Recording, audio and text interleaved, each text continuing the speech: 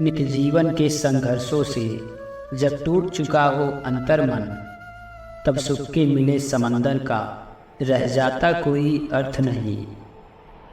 जब फसल सूख कर जल के बिन तिनका तिनका बन गिर जाए, फिर होने वाली वर्षा का रह जाता कोई अर्थ नहीं। संबंध कोई भी हो लेकिन यदि दुख में साथ न दे अपना, फिर सुख में उन संबंधों का रह जाता कोई अर्थ नहीं। छोटी छोटी खुशियों के क्षण निकले जाते हैं रोज जहां, फिर सुख की नित्य प्रतीक्षा का रह जाता कोई अर्थ नहीं। मन कटवाड़ी से आहत हो भीतर तक छलनी हो जाए, फिर बात कहे प्रिय वचनों का रह जाता कोई अर्थ नहीं।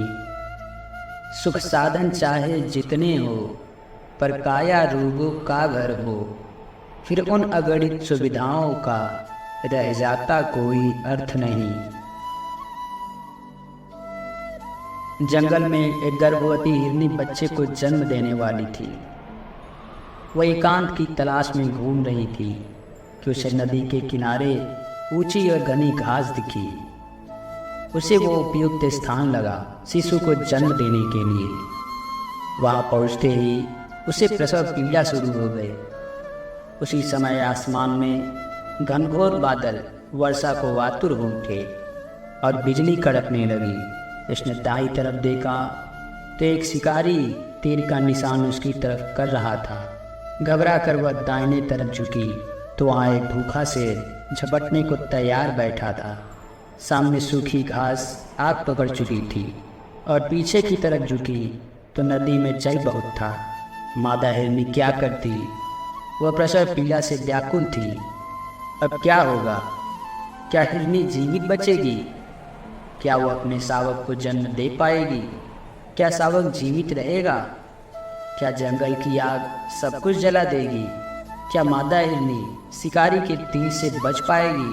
क्या मादा हिरनी भूखे शेर का भोजन बनेगी?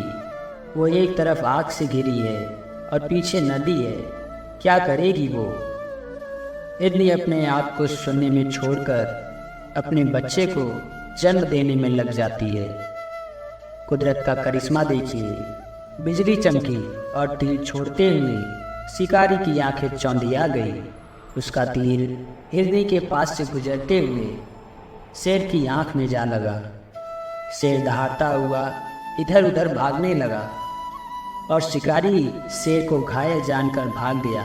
घनघोर बारिश शुरू हो गई और जंगल की आग बुझ गई। हिरनी ने इस प्रकार शावक को जन्म दिया।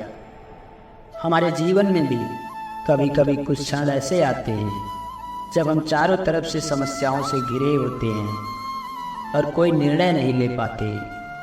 तब सब कुछ नियति के हाथों में सौंप कर अपने उत्तरदायित्व व प्राथमिकता पर ध्यान केंद्रित करना चाहिए। अंततः यश अपयश, हार जीत, जीवन मृत्यु का अंतिम निर्णय ईश्वर करता है। हमें उस पर विश्वास कर उसके निर्णय का सम्मान करना चाहिए। कुछ लोग हमारी सराहना करेंगे, कुछ लोग हमारी आलोचना करेंगे। दोनों ही मामलों में हम फायदे में हैं। एक हमें प्रेरित करेगा और दूसरा हमारे भीतर सुधार लाएगा।